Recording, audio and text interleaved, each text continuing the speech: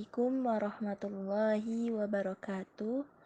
Izin memperkenalkan diri, nama saya Siti Nurhaliza, NPM 2211010388, Prodi Pendidikan Agama Islam.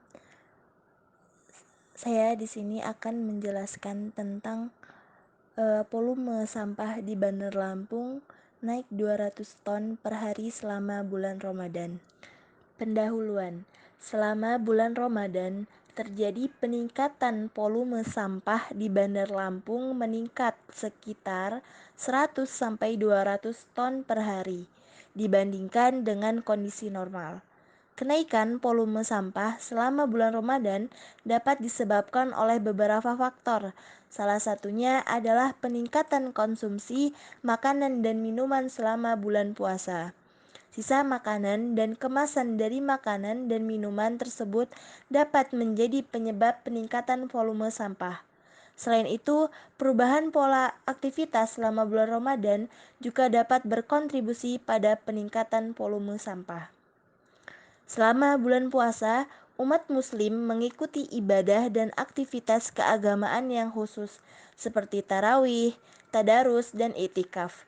Hal ini dapat menyebabkan peningkatan penggunaan barang-barang sekali pakai seperti kemasan makanan dan minuman yang kemudian menjadi sampah. Dalam mengolah peningkatan volume sampah selama bulan Ramadan, pemerintah daerah biasanya meningkatkan kapasitas pengangkutan sampah dan melakukan kampanye kesadaran lingkungan kepada masyarakat. Rumusan masalah. Bagaimana mengatasi masalah peningkatan volume sampah di Bandar Lampung dengan serius? Tujuan: mengurangi pencemaran lingkungan. Dengan mencegah terbentuknya sampah, kita dapat mengurangi pencemaran lingkungan yang disebabkan oleh pembuangan sampah yang tidak tepat. Sampah yang tidak tepat diolah dengan baik dapat mencemari tanah, air, dan udara, serta mengancam kehidupan makhluk hidup. Yang selanjutnya yaitu ada konservasi sumber daya alam. Dengan mencegah terbentuknya sampah, kita dapat mengurangi penggunaan sumber daya alam yang berlebihan. Banyak yang produktif, yang terbuat dari bahan-bahan alami yang langka atau sulit didaur ulang. Dengan mengurangi penggunaan produk-produk tersebut, kita dapat menjaga keberlanjutan sumber daya alam. Selanjutnya, ada mengurangi dampak perubahan iklim. Sampah yang terurai menghasilkan gas rumah kaca seperti metana yang berkontribusi terhadap pemanasan global. Dengan mencegah terbentuknya sampah dan mengolah sampah dengan baik, kita dapat mengurangi emisi gas rumah kaca dan mengurangi dampak perubahan iklim. Dan selanjutnya juga ada meningkatkan kesehatan masyarakat. Sampah yang tidak dikelola dengan baik dapat menjadi sarang penyakit dan menimbulkan masalah kesehatan bagi masyarakat. Dengan mencegah terbentuknya sampah dan mengelola sampah dengan benar, kita dapat menjaga kebersihan lingkungan dan mencegah penyebaran penyakit. Yang terakhir yaitu mengurangi penggunaan bahan bakar fosil. Proses pengolahan dan pembuangan sampah yang tidak efisien dapat menghasilkan emisi gas rumah kaca dan menghabiskan energi yang berasal dari bahan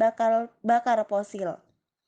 Dengan mencegah terbentuknya sampah dan mengelola sampah dengan baik, kita dapat mengurangi penggunaan bahan bakar fosil dan mengurangi dampak negatif terhadap lingkungan. Metode yang pertama ada metode survei. Metode ini melibatkan pengumpulan data melalui wawancara, kuesioner, atau observasi langsung terhadap responden. Survei dapat dilakukan untuk mengumpulkan informasi tentang permetodean studi kasus. Metode ini melibatkan analisis mendalam terhadap kasus-kasus tertentu terkait pengolahan sampah. Studi kasus dapat dilakukan untuk memahami faktor-faktor yang mempengaruhi keberhasilan atau kegagalan program pengolahan sampah. Di situ, daerah atau komunitas, perilaku masyarakat, terkait pengolahan sampah, kesadaran lingkungan, atau presensi terhadap program pengolahan sampah tertentu. Yang kedua yaitu ada metode analisis data sekunder. Metode ini melibatkan penggunaan data yang sudah ada, seperti data statistik, laporan penelitian sebelumnya, atau data dari lembaga pemerintahan terkait. Analisis data sekunder dapat dilakukan untuk mendapatkan informasi tentang jumlah dan jenis sampah yang dihasilkan. Yang ketiga yaitu ada metode pemetaan. Metode ini melibatkan penggunaan teknologi pemetaan seperti sistem informasi geografis untuk memetakan distribusi sampah, lokasi tempat penggunaan sampah, atau pola penggunaan sampah. Pemetaan dapat membantu dalam perencanaan pengolahan sampah yang efektif dan efisien. Yang keempat yaitu metode analisis kualitatif. Metode ini melibatkan analisis terhadap data yang bersifat deskriptif seperti wawancara mendalam, observasi partisipatif, atau analisis konten dokumen terkait sampah, diskusi, dan hasil. Peningkatan sampah selama bulan Ramadan menurut Direktorat Pengurangan Sampah, timbullah sampah di bulan Ramadan tercatat naik sekitar 20% disebabkan oleh jumlah sisa makanan dan sampah kemasan. Hal ini terjadi karena adanya kegiatan berbuka puasa dan peningkatan konsumsi makanan selama bulan puasa. Peran bak sampah. Bak sampah merupakan salah satu solusi dalam pengolahan sampah di Indonesia. Bak sampah dapat membantu dalam memilih sampah dan menjadikan sebagai bahan baku ekonomi. Pemerintah pusat juga mendorong partisipasi publik dalam program bak sampah untuk mengurangi volume sampah yang berakhir di tempat pembuangan akhir (TPA). Yang selanjutnya yaitu ada kesadaran dan partisipasi masyarakat. Kesadaran dan partisipasi masyarakat dapat mengelola sampah juga menjadi faktor penting. Saat ini menjadi terdapat rumah tangga yang belum memilih sampah dengan baik.